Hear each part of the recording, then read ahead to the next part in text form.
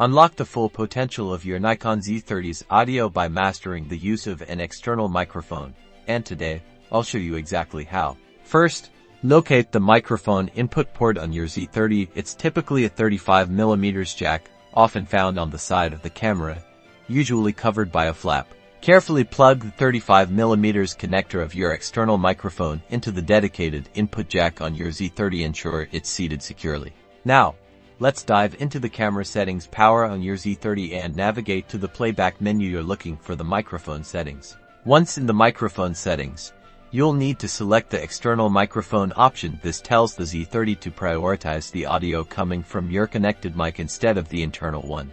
Next, adjust your microphone sensitivity or input level. This is crucial for optimal sound. Start with a moderate setting and test your audio. For superior sound quality, position your external microphone appropriately for most voice capture.